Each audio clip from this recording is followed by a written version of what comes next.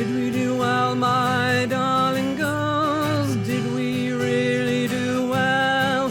We grew you up to be straight and strong, to do your best to know right from wrong. Welcome you all. This is, I think, our 8th Objectinar, and we've decided to call our series Hidden Voices because we try and give a voice to women who don't necessarily get heard and often have been deliberately silenced. Thanks, as usual, to the Women's Human Rights Commission for letting us use their Zoom, and to our wonderful techspert, Rebecca, who is there behind the scenes. And one of Rebecca's jobs is if we get any nasty trans activists come on here and say anything untoward, Rebecca will cut them off at a thought, and I will apologise to them later if it turns out that we're wrong. So we're doing our best to make it a safe space for women to talk about their experiences. Rebecca, our expert, does need a break. She'd like her Sunday afternoons back at some point. So if anyone can offer to relieve her for a couple of hours on a Sunday afternoon occasionally, please get in touch via the chat, and we will try and give you a date or two to help us out. Today we're going to be speaking to Emma Bryn, who is the daughter of an autogynephile father who spent some of her childhood living with him as her single parent. It's obviously a sensitive topic, and you may have children running around your house. You may want to make sure that they are not listening to anything that you don't want them to on this webinar. Please have lots of questions. Please put them in the chat if you don't want to have the camera on you and talk yourself. If you're happy with the camera and to unmute yourself and talk direct to Emma, then please pop it in the Q&A, and I will keep an eye on the chat and the Q&A and try and make sure that everyone's questions get asked. Good to see that some of you are reading Emma's blog. I think, you know, we were just talking before you all joined us and saying it's so important that, you know, obviously Emma's got over the experience and survived it and is flourishing, but it's so important to know what it's like for children of autogynephiles, because, you know, some of the roles in your life you may be able to support them. We're recording the Objectinar for our YouTube channel, which will be coming up very soon. Just before we start, a couple of bits of Object news. Our course, the course which was authored by Gendered Intelligence, which we got taken down for poor science, is still down. That's good. We are about to launch a short and sweet consultation for women's groups about the government's proposals to liberalise surrogacy here in the UK. So if you're part of a women's group that represents women, please get in touch via the chat if you'd like to take part in our consultation, which, unlike the Law Commission's consultation, only takes an hour to complete. Next week, I hope you'll join us. Next week, we've got the court case coming up where Keira Bell and Transgender Trend are going to court to point out that you shouldn't be giving children underage puberty blockers and surgery. Obviously, the government's changed its policy. The Tavistock is having to review its gender identity service, so the case is reduced in scope because of that. But next Sunday, I'll be talking to Stephanie Davis-Arai from Transgender Trend about her experiences of the case, and also to Heather Brunskill-Evans about her new book, Transgender and Body Politics, which has come out over the last couple of weeks. Which I must say, having read it, it does for gender criticism what Kimberly Crenshaw did for intersectionality. Hits you between the eyes in a way in which you cannot deny. We'll be putting the link, contacting you with the link in the week if you'd like to join us next time. I'd like to introduce Emma now. Emma is 50 years old. She's the daughter of an autogynephile father who came out to her as a transsexual when she was 12 and surgically transitioned when she was 15. At this time, she was living on her own with her father. She moved away when she got to the age of 18, and they've had only limited contact since then. Those of you who joined us a few weeks ago, we were privileged to hear from Abigail and Jackie about their experiences as the wives and partners of AGP men.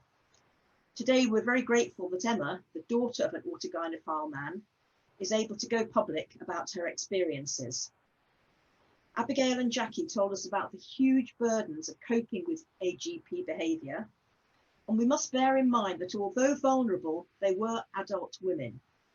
Emma, as a child, was even more vulnerable because of her young age, and many children will be put in this position. As we learn more about the prevalence of AGP, autogynephilia, we realise that there must be many, many young people who grow up with an AGP father, and it's out of concern for them and their isolation and confusion, as well as for Emma herself, that we've asked her here today. So Emma, many thanks for joining us. Hello. Hi. Thank you very much for inviting me. Well, we're delighted to have you. Would you like to start by telling us a little bit about the family you grew up in, who was around and what sort of family it was? Okay, so it was not a big family. So what happened was very intense in that it just happened to a few people. And I want to start by talking about the fact that I was born, my purpose was to validate my father's gender identity. Which is not what children should be doing. Absolutely not what should be happening to children. That's not a good reason to have a baby, right? But what I've pieced together from talking to my mum and talking to my father's second wife, there's another story as well, is my father met my mum at a nightclub 51 years ago in Cardiff. And he flirted with her straight away, was really, really on her. She and her friends went on to a party. He insisted on coming in the taxi. He completely love bombed her.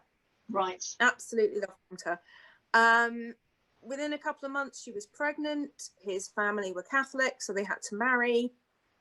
And it was a difficult birth, and while my mother was asleep, having given birth to me, my father went off on his own to name me, without any consultation with her at all. She didn't even know she'd had a girl.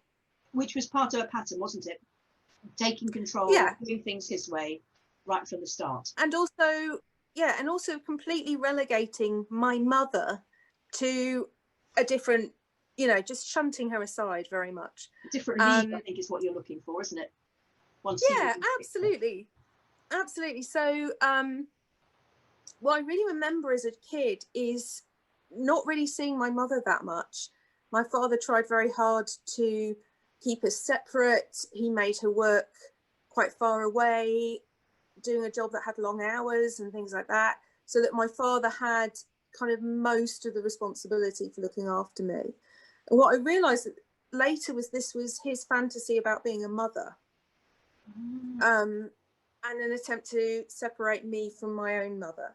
So this was also looked like a very concerned father. At the school gate, he might appear to be the kind of father that other women might wish they had got for their children, but in reality it's very different. It's very, very controlling. It was very controlling. I think that my father chose my mother because she was quite vulnerable. She didn't have any brothers. Well, she had brothers and sisters, but she didn't have parents. They died when she was very young. So my mother said to me that she thought he chose her because he could tell that there weren't people there who were going to stand up for her. Yeah. And what my father didn't realise, I think my father saw my mother, saw that she was quite a vulnerable person, and thought he'd be able to sideline her. Yeah. What he didn't realise was that my mother was a schizophrenic. So and that his behaviour triggered a very severe mental reaction from my mother. Right. So, and this was his behaviour. So from the minute that I was born, he stopped having sex with her. He started coming to bed in women's underwear. He was going to London to go to gay nightclubs. He was walking around the village that we lived in dressed in women's clothes at night. He was going to the local pub dressed in women's clothes and things like that. So I would say from about 4 and 5, I started to have this realization that there was something wrong with my family because of the fact that everyone around us reacted towards us in a really odd way. Like if I went to my friends' houses, they would never come back to mine. So it wasn't that you weren't allowed to have friends home. It's just that the friends' parents wouldn't let them come. Would never let them come to my house. And I kept on thinking, what's wrong with us? We colour telly, but we had to watch black and white in a friend's house. It was that kind of thing. Okay, yeah. This very odd, like, we were just the weird people. Like, there was a really good friend I had next door, and his family moved away, and I was heartbroken. And then after the summer holidays, he turned up in school, and I said, I thought you'd moved away. They'd moved a few roads away to an identical house. Yeah. To get away from my family, to get away from my father. And then basically my mother just grabbed me at the age of 7 and took me to live with her sister, me and my mum and her sister and her sister's family. And I stayed there for a couple of years until my mother's mental health just made it impossible. So then I went to live with my grandparents. Before you move on too quickly, was that better, living with your mother's sister? Did that feel better for you? Did you have a better reception with other children? Well, yeah. I mean, I really did miss my dad. You know, I loved my dad a lot, and I couldn't really understand what was going on, and why I was there, and why it had all gone horribly wrong. I just couldn't understand it at all. So you weren't aware that other dads didn't do this? Well, I'd never seen my father at that stage in women's clothing. So there's something wrong. But it's almost like, you know, those kind of horror movies where a kid realizes their family's vampires or something. Yeah. I knew there was something wrong with my family, but I had no idea what it was. And I remember things like every Saturday morning, I had to stay in my room until about 10 o'clock or something. What I realized now is my father was cross-dressing and was just wandering around the house. But I wasn't allowed to come out of the room. I had no idea why I had to stay in my room till 10 o'clock. Was it your father really saying that, or was it your mother protecting you? Or that was my father. Know? That was my, you know, every time I was kind of like, can I come out now? It's like, no. And then later, I think he told me that was when he was cross-dressing. So he didn't want you to see him at that stage? No, he didn't. And I didn't see him in women's clothes until I was 11. But he didn't mind confusing you, and I mean, he must have known the effect of his behaviour on other families in the area, like you said, you know, people moving away. I know. I mean, I think we were at the stage where he couldn't help himself. He was behaving in this particular way. He didn't want to stop.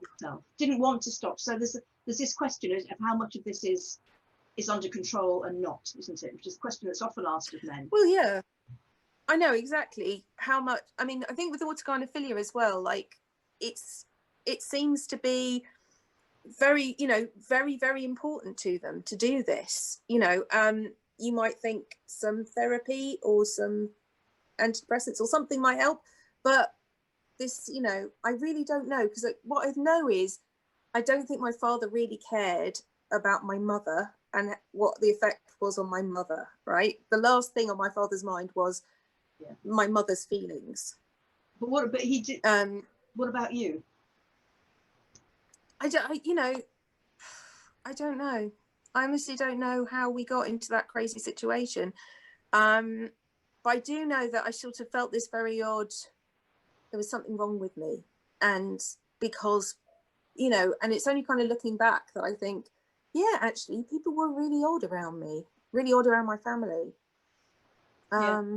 Yeah. So we had it pretty tough, actually, because Mum, it wasn't very easy with her sister. And, you know, Mum was dealing with mental illness. And we had very little money, and we were homeless sometimes, you know, and her sister chucked her out and things. And we had like zero support. We couldn't get a decent council place. There was just no help for her. You know, it was just, you know, a single mother with mental health problems is not necessarily someone who's embraced by society, to be honest. So that was really difficult. So I went to live with, so when I was about 9, I went to live with my grandparents, my father's parents. And that's when my father sort of came up and said, I'm a transsexual and I'm going to live as a woman and I want you to come and live with me.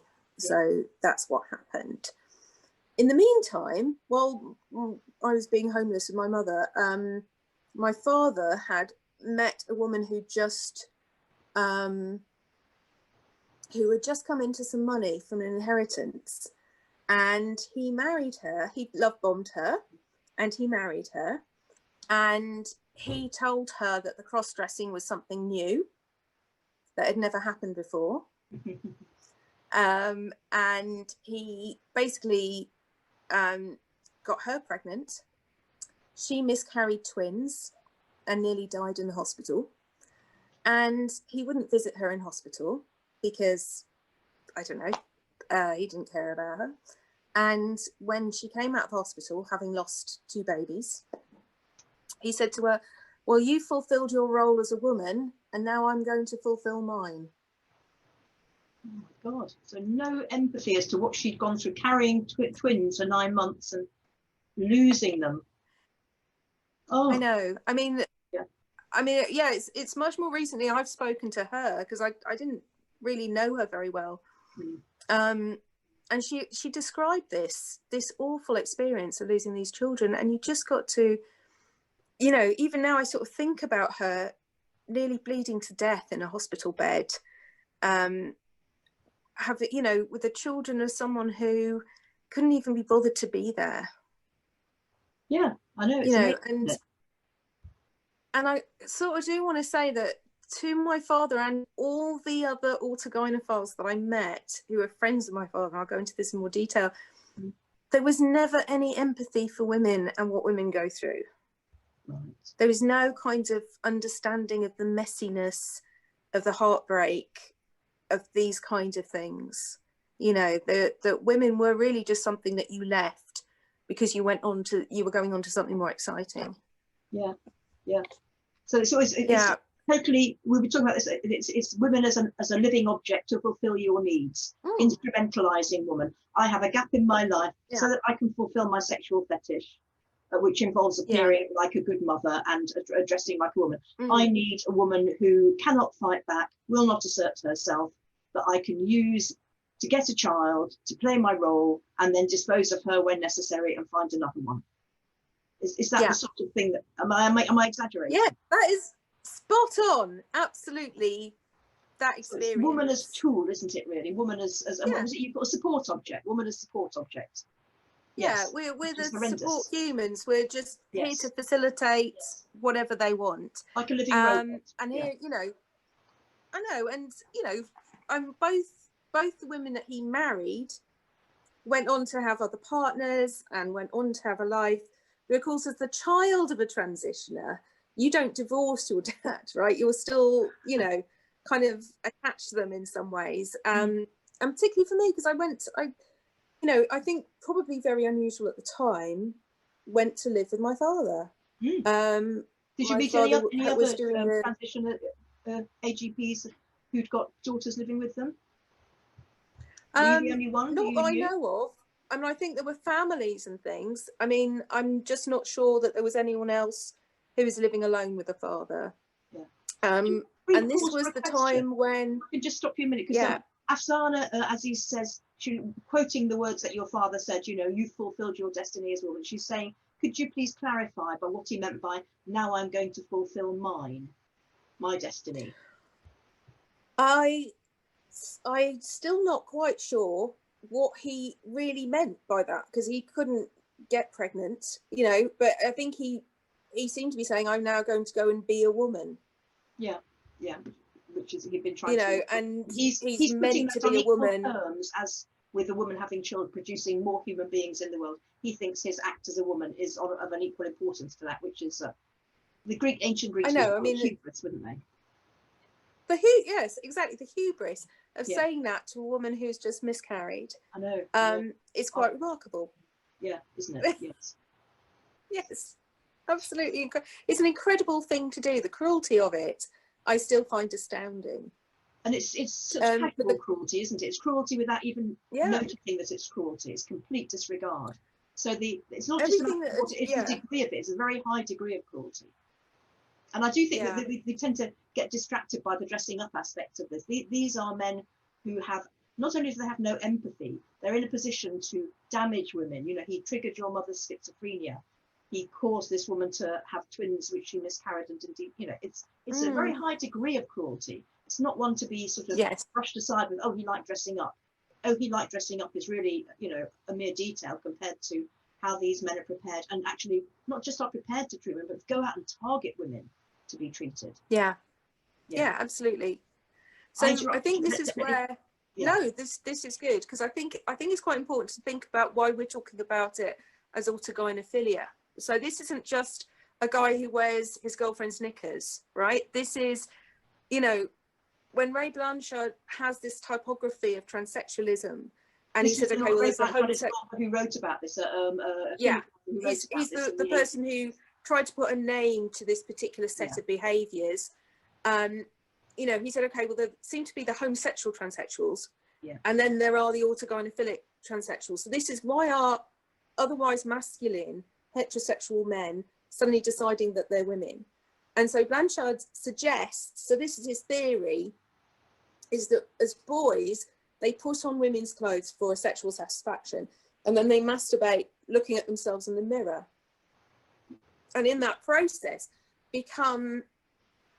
really fall in love with themselves as women, right? They're sexually attracted to themselves as women.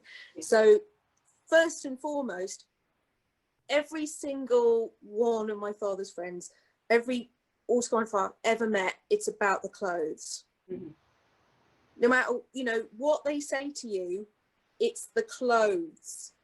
You know, I mean, have a look at, if you're ever on YouTube, India Willoughby and Posey Parker. And India Willoughby says to Posey Parker, what would you have me do? Would you have me cut my hair and wear boys' clothes? Because that's what he thinks feminists want him to do, right? Is to stop wearing the stuff that makes him happy, right? And it's always like, we don't care. So I think the thing is, there's the mirror is really important in autogynephilia. It is the narcissism. It's about yourself. You're caught in a loop where you're in love with yourself, and you're the only important thing. That's the only thing that they care about, you know. Is this really an excuse for not engaging with people on a deeper level, not actually thinking about how other people feel, how your behaviour affects other people? How the telescope is completely down the wrong end of the telescope. We expect to sort of give and take in society, don't we? And in relationships, you know, I care about your feelings of it, you care about mine of it. This is an excuse to me to not have that reciprocity. It's about having the relationship all your way, and when it stops being your way, or you achieve the particular thing you wanted out of that relationship, like a daughter, then you move on and you go on and get something else that you want. So it sounds to me like a total. When you have the daughter, exactly. And when you have the daughter, there's no attempt to have any depth of relationship with the daughter. Right. You know, this is when you see people who fantasize about having the children, or fantasize whatever, you know, it's kind of like I have this prop. It's like I bought a handbag, you know, it's not actually something that you're thinking, this is the, you know, the thing I want to invest in, you know, my life will be raising this child. It is like, this child exists for me, right? And this was really my entire life, you know, was intended to be existing for my father, right? That was why I was born, right? To be there for my father. So it was his plan for you, rather than any plan you might have for yourself. Yeah, I know. And when I sort of started to become like a normal adult human being, you know, at 18, I went to university and stuff, he didn't want to know, right? Because I no longer fulfilled a function. And it wasn't just a function for him. With autogynephilia as well, it's about how people see you. Yeah. So it's about people seeing you as, you know, a mother, seeing you as a parent, seeing you as succeeding as a transsexual, right? See you, you know, like winning that, rather than, you know, any kind of real satisfaction one would get in oneself. And for most normal people, I don't think it's recognise it. Sorry. Just someone's asking in the chat. They were asking about perhaps I interrupted you at this point. How did the relationship change with your dad, if it did, when he told you about his autogynephilia? Did it change? So, you know, my father obviously didn't say I am an autogynephile. He said I'm a transsexual. Yeah. And he said to me, I have a woman's brain in a man's body. which I know is recently, we've been talking quite a lot about that last week, but that was the thing that everybody said at the time. And of course, being 11, the last thing I would have said was, what does that mean? And what's it like to be a woman? What I was like, oh my God, my poor dad. Oh, I love you so much. Oh my God. And so, you know, really, I was, you know, remembering that I was there to support my dad, right? And you've been internalizing it for years. Yeah. Oh yeah, absolutely. So I would say that, you know, I was my father's biggest champion, you know, and he had to live in role. And nothing helps you really when you're walking down the street wearing women's clothes. You've not had electrolysis, you know, the hormones aren't even working that much yet.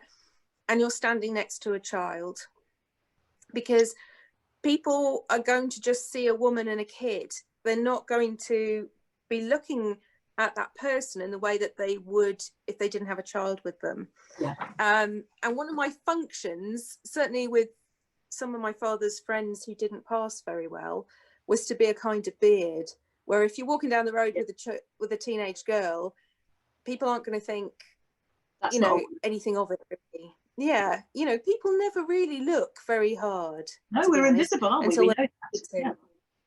Yeah. So so I was, you know, talking about my father's champion, even though really my father was intensely emotionally abusive, and I was deeply traumatized by my experience. His emotional blackmail, silence, punishing silences, all that kind of thing, you know, that sort of just the complete control and obedience that is required of a girl child, of a narcissist, you know. And so, you know, I can't say that there was a lot or any joy in my childhood, really. You know, I did see my mum for holidays, and that was quite nice, but she was quite heavily medicated. You know, and there were some nice things, like my dad, we went to gay bars and things together from when I was about 13. And there were some lovely people. And so were you underage drinking then? Oh yeah. And there were lock-ins, and, you know, because my father liked to drink. And when we talk about sort of the LGBT thing, you know, gay bars normally had a transsexual around at some point.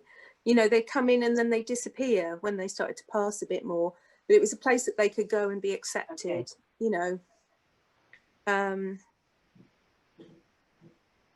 Yeah, so, gosh, what else can I say about living with an autogynephile father you mentioned as a teenager? Quite big, very briefly, you know, the emotional abuse, the punishing silence is the complete. Can you just, I mean, I don't want to, you know, wallow in it, but can you just tell us how that worked into your everyday life? I mean, I had to say, I was not like, because I was not a happy child, you know, what really happened was this kind of, it was very important for me not to articulate how unhappy I was. Right. And to say that I internalized that, you know, it's beyond all reason, because I had the most out of control eating disorder you could imagine. I was just so deeply traumatized and unhappy. Yeah. And on top of that, and I actually write about that in the blog, and I think most people who've read the blog will have read that first. I call it the pressure to pretend that it's all okay. Yeah. Because on top of that is, if you say it's not okay, you're not just hurting your father, who you love, right? You don't want to hurt your daddy, but also you are hurting transsexuals in general, right? If I'd said to a teacher, I am deeply unhappy, and I couldn't, you know, there was nothing. I mean, at one point, you know, and there was trauma around the electrolysis. So at one point, the person doing the electrolysis didn't want to do it on my dad because there was a big HIV scare and things like that, and that sort of felt really awful. And my father had the operation and it didn't go well, and his urethra started to heal over. Cool. He invited a transsexual prostitute to come and live with us for months and months and months, and this person was deeply weird and deeply unpleasant, and spent a huge amount of time just crying and stropping around. And all of this I had to pretend was fine. I was just this huge pressure.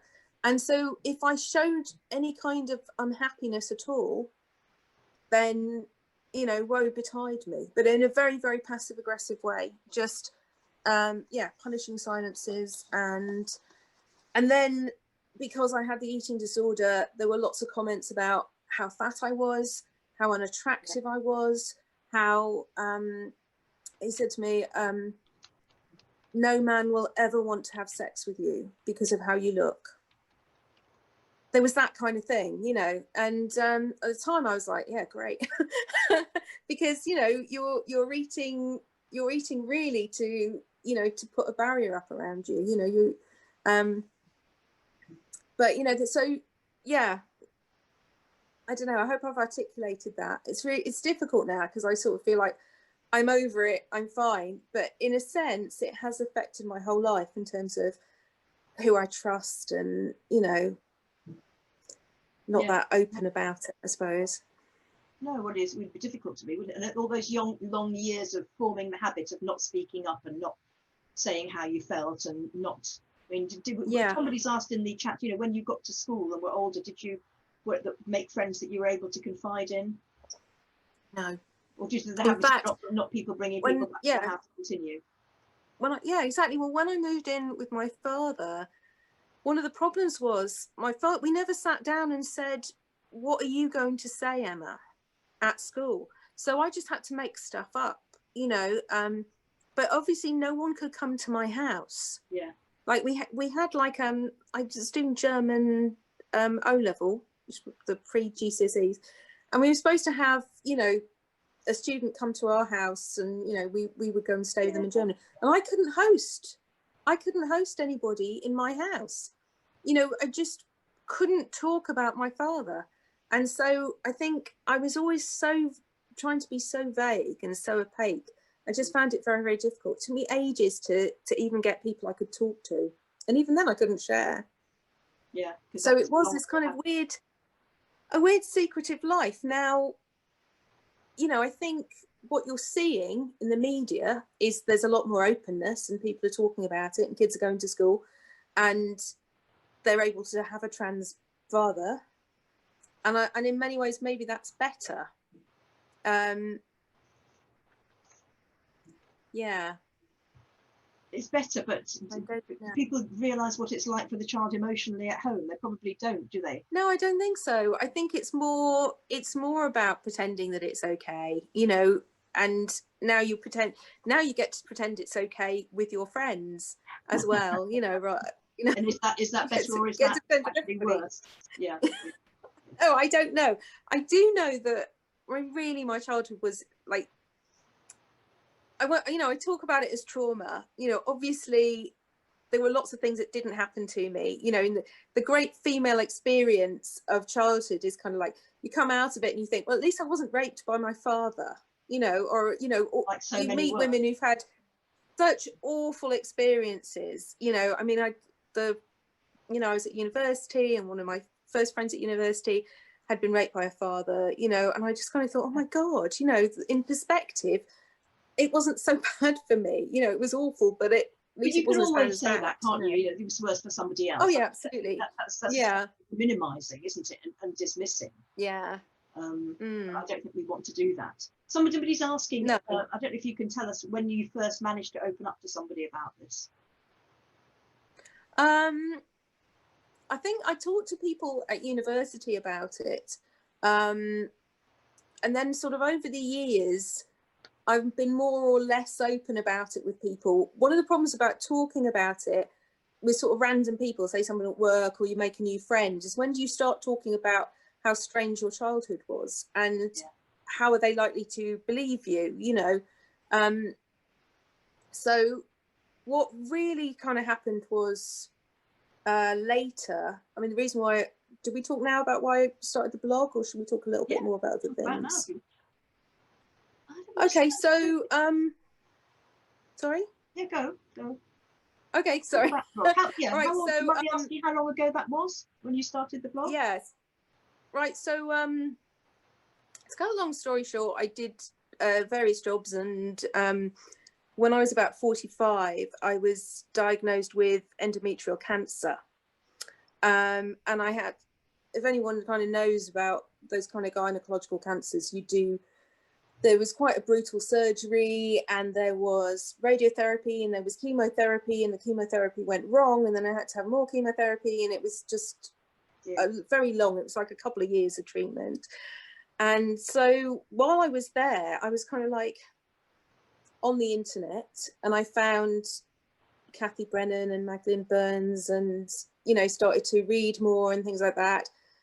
And it really made me think about what had happened to me, and realizing that transgenderism had advanced or changed or done something really quite drastic in the time that I wasn't paying any attention to it. So I started going to some meetings, met some women who were also feminists, and they encouraged me to talk about it. I talked to them about it after a while, and I said, oh, I'm thinking about writing about it. I wanted to contribute something, you know, something to this that was a bit different, you know, that what could I contribute? What could I talk about? And so I started the blog, and it's been really healing, really helpful for me, you know, emotionally, to kind of put those down on paper. And I talk about, I think in one of the first blogs, the odd trigger for me was Brody Jenner. There was something on. Oh no, somebody's just asked about that in the Q&A. Hang on a minute. Let's just see if we can get Ivy in to ask her question, because she's referred to Bruce Jenner, which is what I tend to call him. So let's just see if we can get answer live. See if we can get Ivy up. Rebecca, can we have a bit of help getting Ivy, please? I said hi. Ivy. Can you hear me? We can hear you, yes. We can't see you, but that's fine, really. Oh, thank you so much. Go ahead and ask your question, please. Yeah, so I'm curious what it was like for you to see stories in the public eye kind of replicate your experience, and what effect that had on you, not just in terms of concern for them, but also in how that shaped your own reflections on your own experiences. The instance that came to mind in particular for me was a story I read or heard or something of either one of the Kardashian or Jenner children discussing seeing Bruce Jenner try on their clothes and like trying on dresses and things, which I mean is just horrifying. I don't know if you ever, you know, walked in on something like that. It sounds like you didn't, but yeah, I mean, what is it like to see these public figures go through this, and their families, like, you know, trying to suss out what their family's actual reactions are versus what they feel forced into? And I just can't imagine what that's like from your perspective. That's such a great question, because I was about to talk about seeing Brody Jenner. There'd been a thing on Twitter a while ago where Brody Jenner had been asked on some reality show and had been talking about his father and had used the pronouns he and him. Hello? Is anyone there? Oh, I'm here. All right, sorry. I've just got this blank screen, sorry. And just Twitter just piled on, right? Brody was like, oh my God, why can't you, you know, call your father she? Oh my goodness. And I just kind of thought, hang on a minute, you know, like, this is this weird policing in which Brody isn't allowed to have any feelings, or isn't allowed to acknowledge that there was a huge history with a father, and instead has to go along with some sort of outside policing of what he could say. And I found that really, I don't know, triggering, but that really made me think a lot about how we get policed as children and partners of trans people. Yeah, I can't watch Transparent. People keep on saying you should probably watch it and talk about it on the blog. I find it really, really difficult to watch those kind of things, and certainly real life people, I find that really, really difficult as well. Thank you so much, Emma. I appreciate your response. All right, thank you.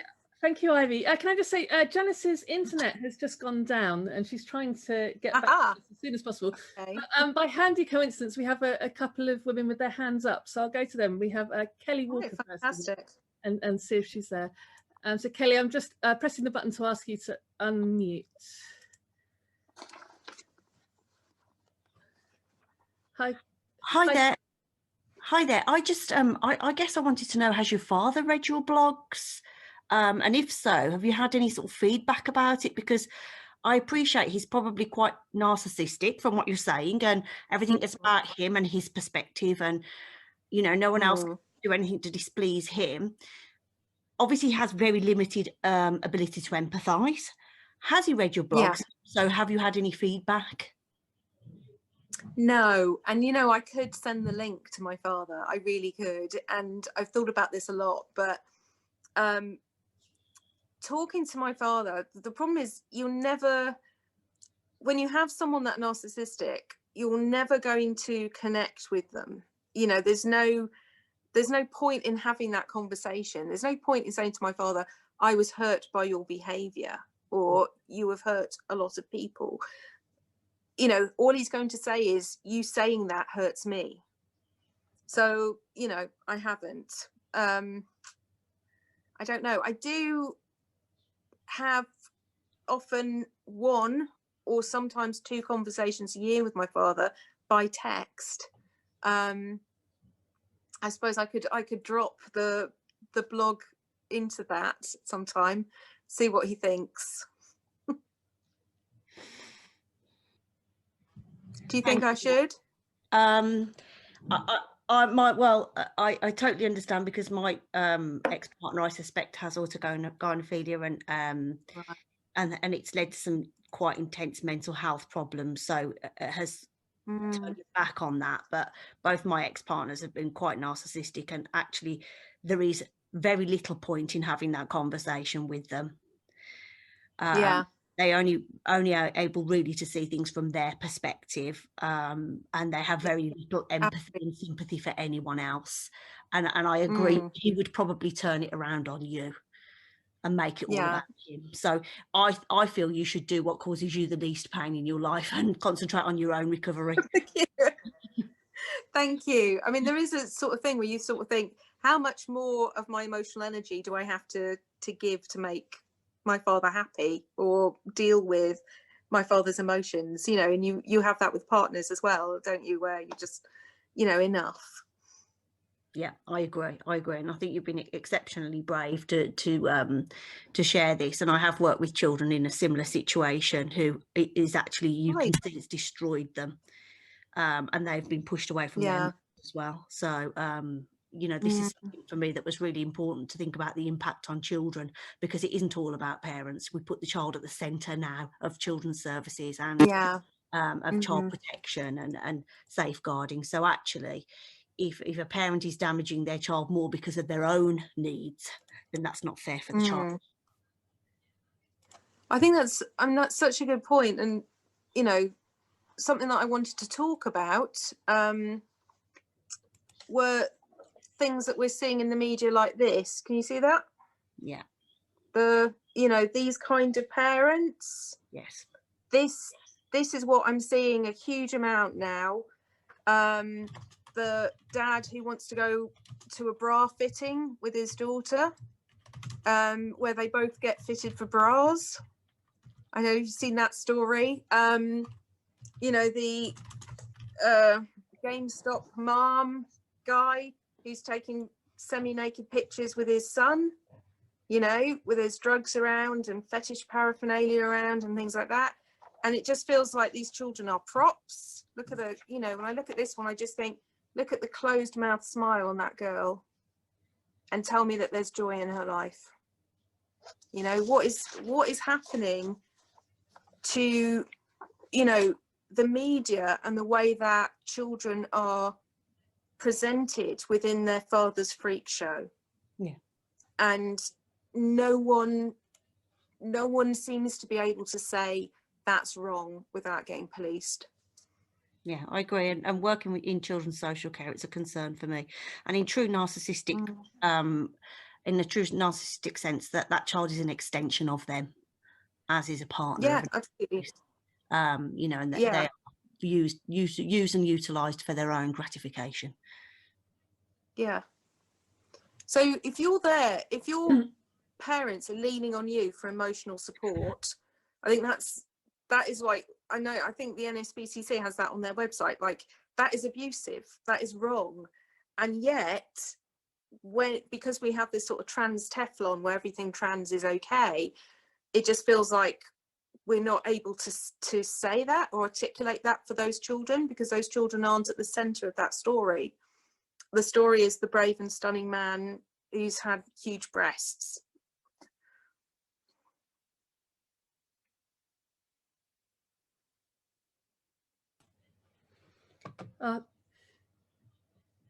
Thank you, Kelly. Does that answer your question?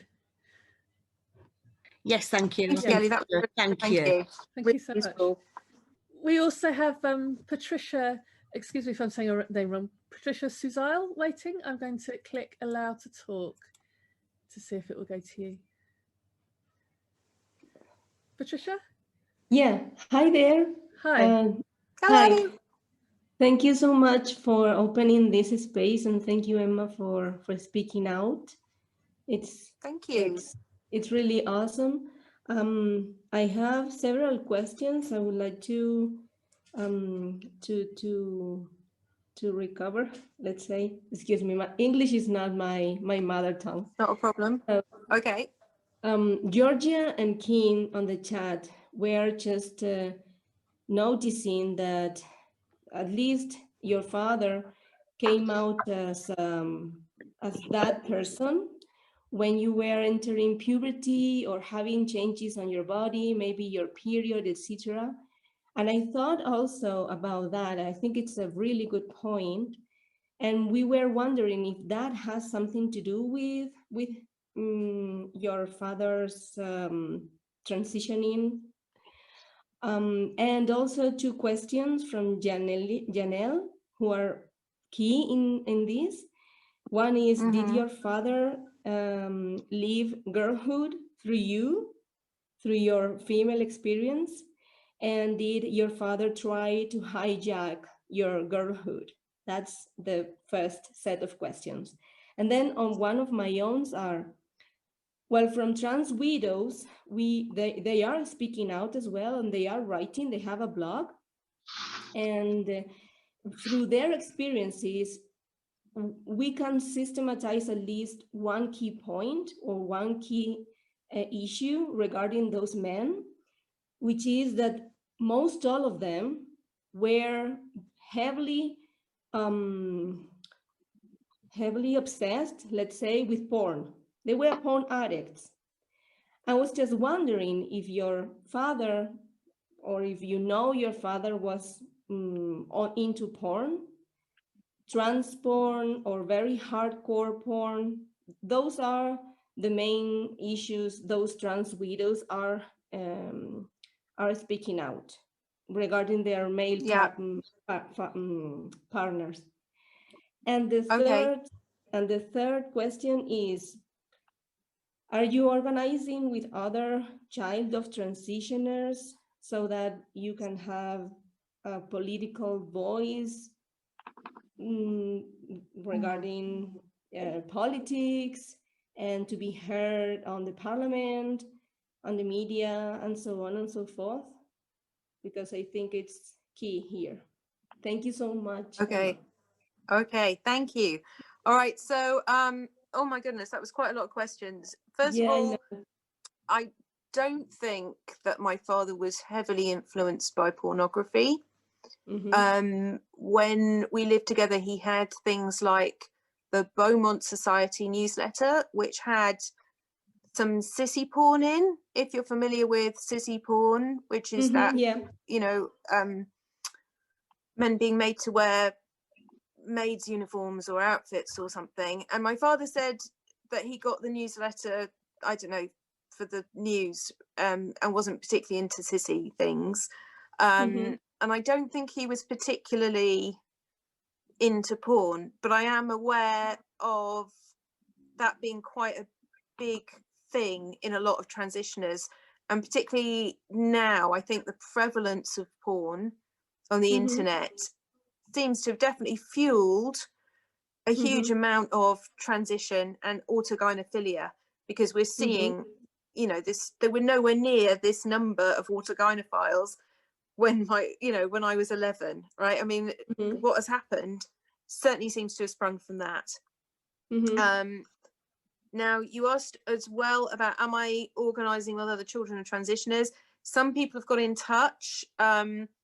Mostly we just tend to share how difficult it's been. We're such a, we're not a huge group, but I would really like to do something where we actually do organise so that we can make responses to certain things that happen politically. I'd like us to be able to do something as a group, you know, just to write sometimes to newspapers and say, when you did your coverage of that person, you didn't mention that they abandoned their children, you know, that sort of thing. And the thing about your girlhood? Yeah, I hadn't really thought about that so much, but I do think that my father becoming a woman was definitely more important in our household than me becoming a woman.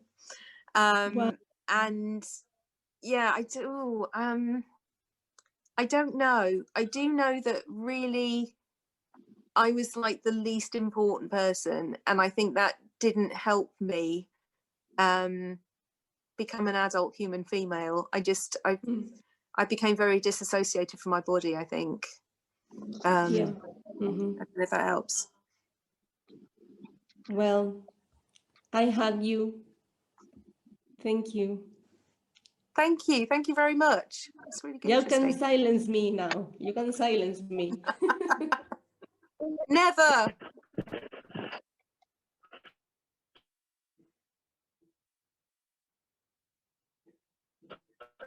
Hello, you back, Jan?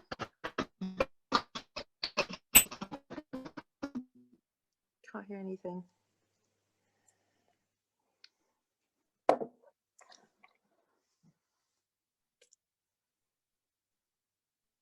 Hello. Oh, thank you. All right, okay. I can't hear anybody. Yeah, hello. Thank you for having this event. I'm very delighted, first of all. Hello. Hello. Can you hear me? I can hear you just fine. I can hear you, yeah. Yeah. Hi, Emma. We had a chat briefly. Have we answered all the questions? Okay. Have we answered all the... I think majority... Not quite. Janelle's speaking. Oh dear. Hello. So, in the hope my question gets heard, I can hear you. Already answered. So for me, the impression is you basically became a teenager and your father hit puberty. So it kind of took away the space, which was meant actually for you.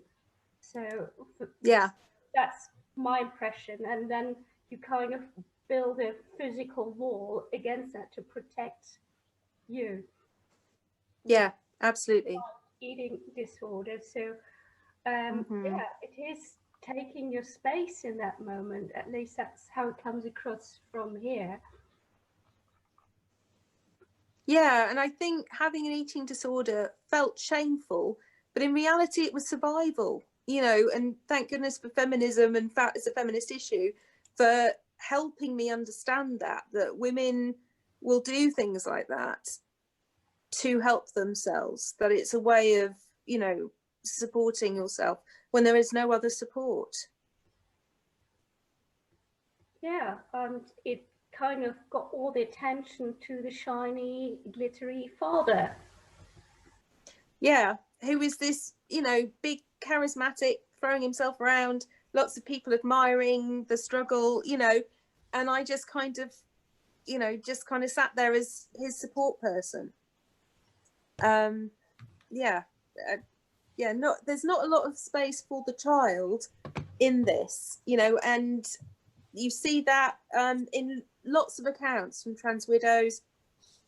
Books like this, Christine Benevenuto's Sex Changes, which is all about, you know, a partner who changes sex and the effect on the children as well, how traumatizing that is, and how the parent becomes so involved in their own transition that they just stop parenting, they stop being a partner, you know, they just opt out entirely of any family obligations.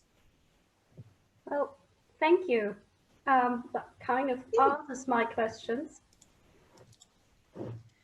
Thank you, Janelle. Janie, is your internet connection working okay now? I'm on my data on my phone, so I can't see everything, but I'm here. Has anyone got any more questions? We have a question from Madiha Nadeem. Madiha, would you, if I give you permission, would you like to ask it live? If we don't hear from you, we'll ask it, but I'll just click allow to talk. Hi, Emma. This is Madiha. First of all, I would like to, I have no words to appreciate your efforts. You've been so inspiration for all the people with all your struggle and your struggle with your illness and all the things. My question is, what is your advice to all those people or children who are going through the same experiences? Right, that's a very good question. It's quite difficult, isn't it? Because how much support they have is really crucial, isn't it? I think if you can maintain boundaries, the father who wants to take you for a makeup session, or the father who wants to go for a bra fitting with you, find a way to say no. I highly recommend this book. Perhaps a parent could read, the mother could read it and help the child understand. I found this very healing and very useful, Children of the Self-Absorbed. So there are ways to be a bit more indifferent to a narcissist, the kind of grey rock method and things like that, to not bring the drama upon you. But it is very, very difficult to have boundaries around an autogynephile father, right? Who is fetishizing everything about you. That is really, really difficult. The clothes you're wearing, what's happening to your body is all significant to them. And it's very, very difficult to have a boundary.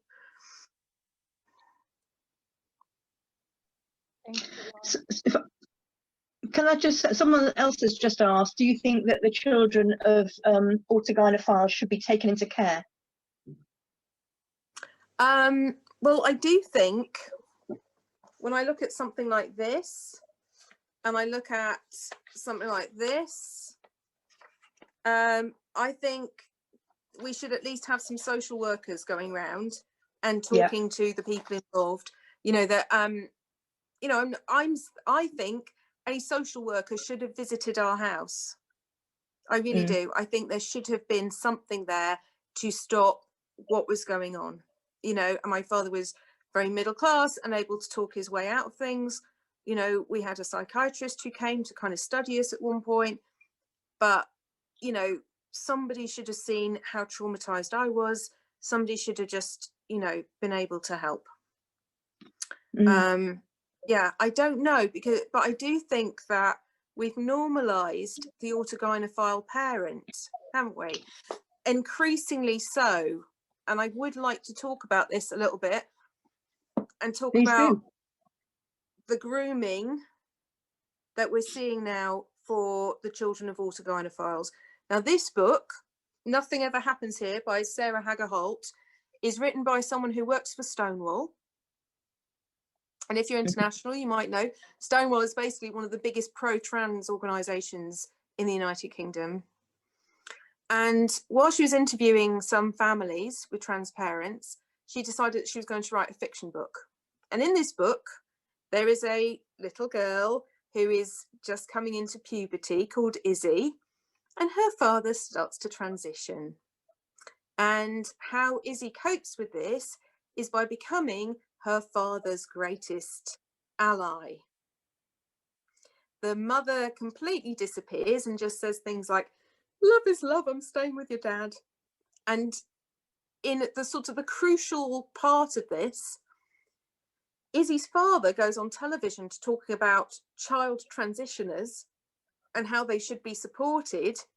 And Izzy and her best friend go with the dad to the television studio to give him some support. Oh, God. So sick, isn't it?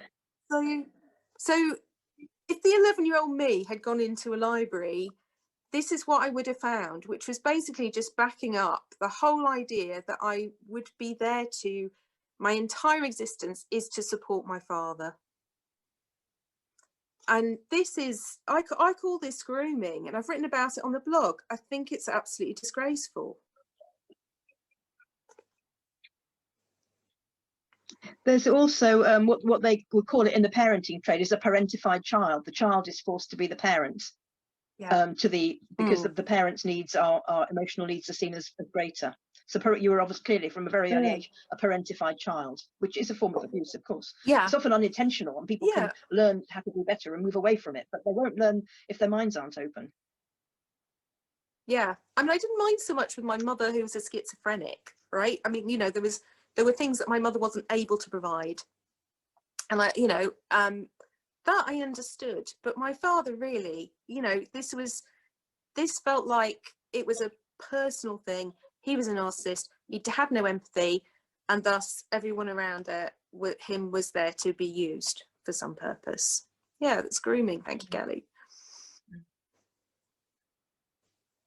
Having spent time, can I just ask, having spent time with his parents, how did they see where this came from?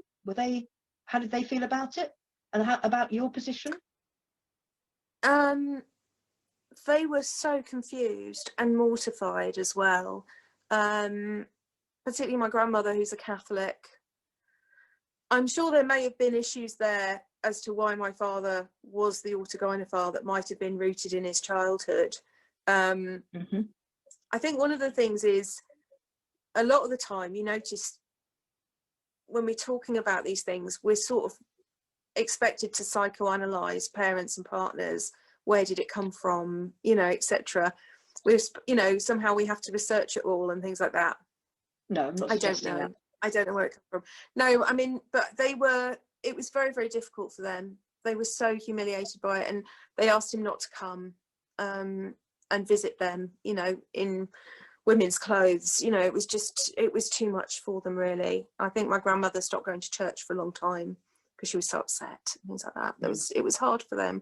And then there was a slight thing where my grandfather didn't leave my father anything in their will, just because he'd been such an arsehole to them. Yeah. He'd just been so horrible that it was kind of like, you know, and then he was like, they didn't love me. It was like, no, they just... Nobody could love you. You're just an appalling human being. Irina and one or two other people are asking, how did your father cope at work? Did he have a job? Now that's quite interesting, because what I didn't know, you see, my father had told me that he was, he'd been working as an education officer, and he basically thought that he was kind of king of the world and had done these amazing things and started projects and really been amazing. And then when only a couple of years ago, I spoke to his ex-wife, you know, the lady of the miscarriages, and she knew the people who worked with my father and said that they hadn't liked him very much, and he was put on secondment because the women at work didn't want him in the toilets. Well, we've heard this before, haven't we? Yeah, so he got to stay at home really on full pay or part pay, or, you know, and do his transitioning. And he told me that was kind of like they'd done that because he was so fantastic. They wanted him to stay. But it had turned out that the women he was working with had been completely creeped out by it, and good for his employer. Yeah, you know, for protecting women. I wish more employers were like that, really. Well done to his women co-workers. Yeah, I agree, actually. You know, in the past I would have thought, oh no, that's dreadfully unfair. But now I'm sort of thinking, yeah, actually, that would have been creepy. Yeah, absolutely. When I asked about the parenting thing, I wasn't meaning to imply that we should be trying to understand. No, I was thinking about boys who are coming up to that stage. You know, what can we do in terms of parenting boys to make sure that if they have any inclinations down that route, they get steered away? You know, children who are young enough still to be, you know, under their parents' influence. And I'm not aware anyone's ever answered that question. I think there are so many issues, aren't there, around certainly boys and pornography. Yeah. I mean, I was a teacher. I am aware of the fact that they can get quite a lot on their phone now. And it's quite extreme. I don't think we're really aware of how extreme the pornography they access is. And I don't know how many boys are accessing sissy porn. But certainly if you spend any time on Twitter, you get an idea that there's a lot of anime and porn that is influencing people to say that they're transgender and to be focused on those very unhealthy kind of sexual things. You know, you've got to admit it has kind of exploded, hasn't it, in recent years? Yeah, absolutely. We're being asked for a link to your blog, Emma, which we'll put up. We'll put that up at the end. Yeah, thank you. Thank you very much. It's actually going to generate a lot of interest. But somebody's just pointed out now that women could end up losing their jobs now if they say that they're uncomfortable as a man going in the toilets.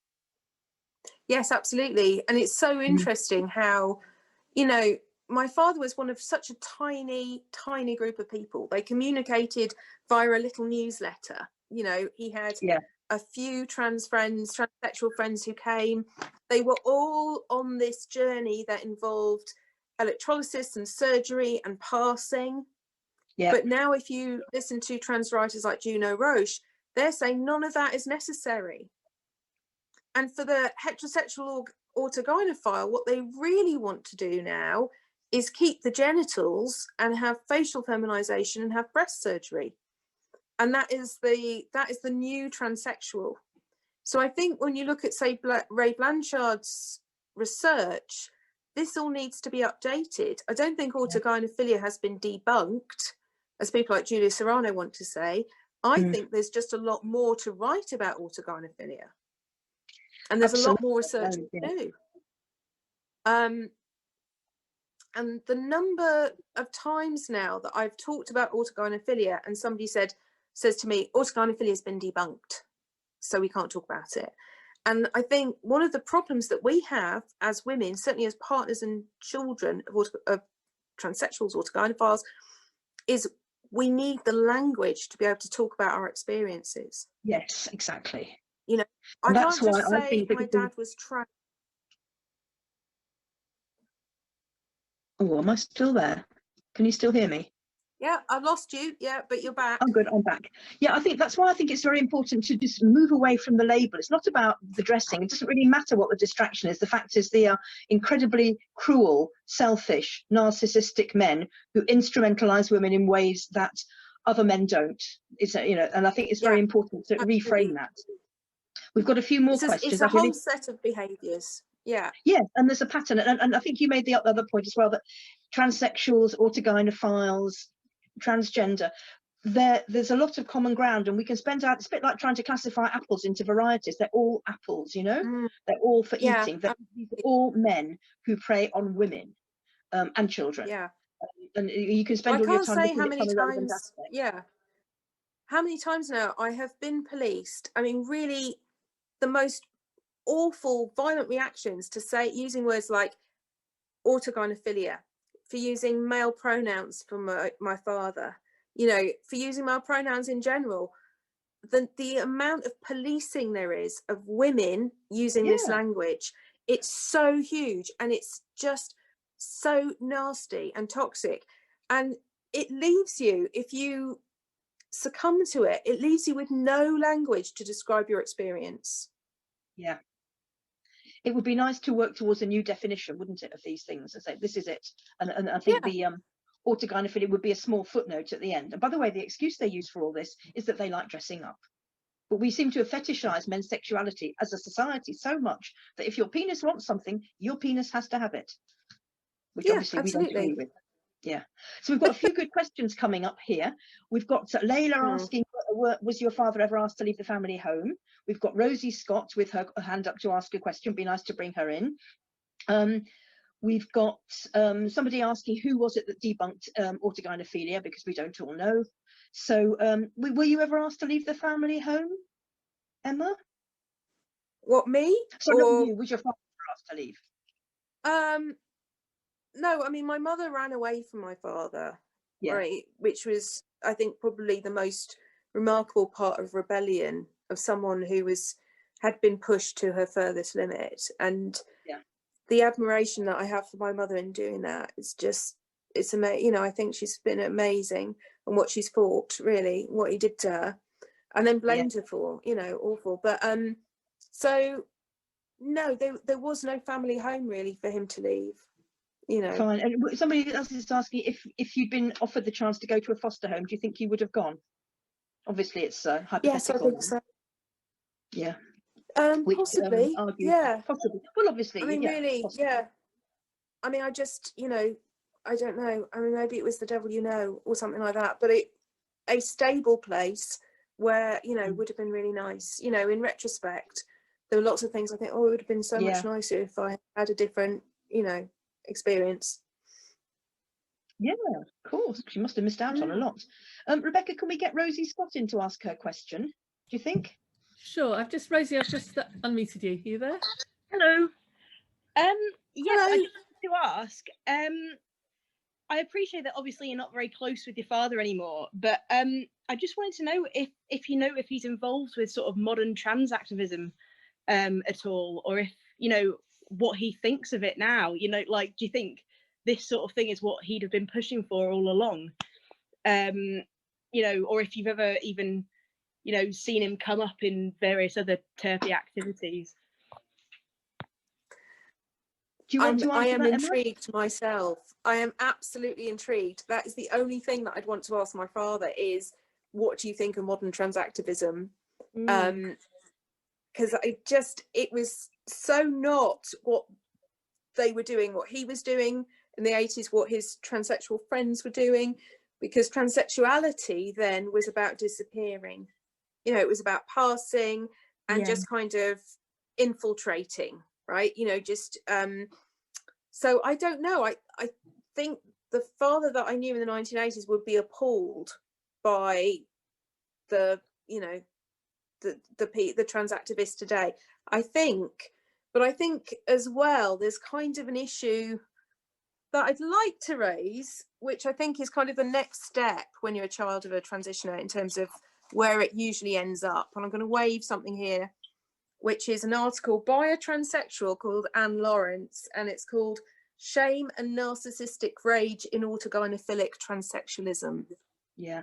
And what's really interesting about this is what happens when it doesn't work. And I think my father did this sort of passively, right? But this is when you've done the transition, right? When you've gone through it all and you had this aim that you were going to be accepted as a woman and it was going to be really amazing, but you hadn't really thought about the women. That had just been assumed that women would just be supportive of you. When that doesn't work, it triggers a sort of spiral of shame and a deep, deep anger from autogynephiles. Now, that's recognised, like that happens, and Lawrence writes about it. And what Lawrence is saying, because he's a transsexual, is don't be mean to transsexuals, be nice, because otherwise they get ashamed and angry. So but it's really, emotional blackmail. But really, what you see online all the time is this autogynephilic rage. Yeah. That you thought that you would do it and women would be like, yes, come into the toilets, yes, come into the changing rooms, yes, let's do a bra fitting together, let's have a pajama party and throw pillows and do our nails together and things like that. And when women don't do that because women are too busy getting on with just being women, you know, that's when this kind of rage happens. And I think for my father was, you know, it kind of like, once you've done it, what then? You know, you're a woman, theoretically, say you're passing as a woman, so you don't get good jobs and people treat you badly. You know, it's like, it's not that great. Is your father stealth now? Like, is he, you know, is he not like, you know, does he pass? You know, have you seen him in a while? I saw him for my grandfather's funeral and he looked a bit rough, but he kind of looked, I don't know if he passes. I don't know. I think he does. I think. So that's weird. I think people are sort of like, when people talk about true trans and stuff like that, you know, maybe they, you know, even TERFs might be counting your father, who was so clearly abusive, in that sort of category of true trans that we should feel sorry for. Absolutely. That's absolutely crazy. And I tell you what, when I first went on Twitter, when I turfed it up like nobody's business and got chucked off Twitter. When I first went on Twitter, I was so true trans. I was 100% transsexuals are real and da da da. And this is where feminism, like the radical feminism, really helped me understand, you know, that my father was exactly like everybody else, and my father's friends were exactly like this, and they weren't, you know, we talk a lot about the psychiatric diagnosis and things like that. These are all men who want to appropriate women. They don't care about women. They don't like women, right? Yeah. Don't like women, right? They're not like us, right? We just, you know, like my favorite thing is just getting together with some female friends and just sitting and chatting and having a good time. That would be hell for them, right? They're not, you know, and yet there's this huge kind of thing where we're like, oh, true trans, and you know, you're like gay men, we're going to be friends, and you know, yeah, but don't involve me. Thank you so much, and thank you for this. It's been really, really interesting. Thank you. Oh, yeah, thank you. Just to add in, we don't believe here as objecting true trans. We believe in actually parents doing their job as parents. Yeah, and I think it's really important. I'd love to do a piece of work with you, and I'll talk to you later about maybe we could redefine it, you know, have something on the same, this is it. And by the way, the last thing would be they say they like to dress up in women's clothing and be accepted. It's a mere detail that's used to cover up for it all, isn't it? We're coming near the end now. Clothes are so important. Yeah. Okay. But as we know, in real life, clothes are not important. You get a child playing happily, they don't care what they're wearing. They're involved in an activity that they enjoy. And that's what that's what's more important to most of us. You and I, you could shave our heads and send us to a prison where we wore grey sacks and we still know we're women, right? That's not what we lose. But for people like my father, if you did that, they would lose that concept that they were women, which is why they talk about erasing trans people. Because seriously, the erasure is you just say, well, you're not a woman. How is, you know, whereas to me, if you said I'm not a woman, I'd just be like, well, that doesn't make any sense. We've got a great question from, I think it was Afaz, she flopped up on the screen very quickly, saying, what about gender dysphoria then? Does that mean it's not real? I'm afraid, as we're coming towards the end, I would just say, yes, it does mean it's not real. We can all have a discomfort with anything. I'll ask you to comment as well, obviously, Emma, but I often get, you know, food discomfort. It means I'm hungry, I need to eat my dinner. It doesn't, just because it's got a long Greek name, doesn't mean it's any more real than any other feeling or emotion that any of us get. Would you like to comment on gender dysphoria, Emma? Well, yeah, I mean, in terms of transsexualism, we know from John Hopkins and huge amounts of research that surgery, clothes, none of those things actually relieve the depression that is this kind of feeling of dysphoria. So what you need is therapy, and what people tend to find are certain kinds of antidepressants and things seem to be working. So I'm not really buying this need for, you know, like, who really needs cosmetic surgery on their face? Who really needs breast augmentation, right? You don't need that to survive. You know, I'm not buying it. Me neither. If anyone wants to know more, there's a huge amount of money being made out of this. Look at Jennifer Bielek's work on our website and you will find out why this is being pushed so much, because it's so profitable. They catch you with the hormones on the way there, and they catch you with the hormones should you detransition on the way back. Thank you. So we'll get on the... And books like this grooming books like this are here to make sure that the children and the partners shut the hell up, right? This book says the way to do it is to embrace trans culture. Start watching Pose, start reading Julia Serrano, and start, basically, you get a free Pride t-shirt with a trans dad, right? You become part of the queer bubble, and all you have to do is just support it. There is no room for you as an independent person. This book at 3 separate times says avoid radical feminists, avoid TERFs, avoid. And this I think is really interesting, because this is saying to girl children, do not have any boundaries with your father. All you do, all you exist for is to be a supporter of your father. Put on a queer pride t-shirt and join your dad's club. And I think that's very, very the old myth disturbing. of the angel in the house in a new form, isn't it? Yeah. And good point from Layla. Absolutely. Forced teaming, you know, you're forced teaming is when you're forced to become part of a team and to be part of an us that you don't actually sign up to. It's very, Gavin de Becker's written a lot about this. It's very, very well. Yeah. So That's really interesting. We think it's a cult. A lot of people are profiting from it. Women are definitely losing from it. I'm so grateful to you for joining us today. And if anybody is in any professional capacity, knows any children who that might be going through this, you know, please do try and reach out maybe, and put people in the family in touch with them as well. That would be great. Thank you.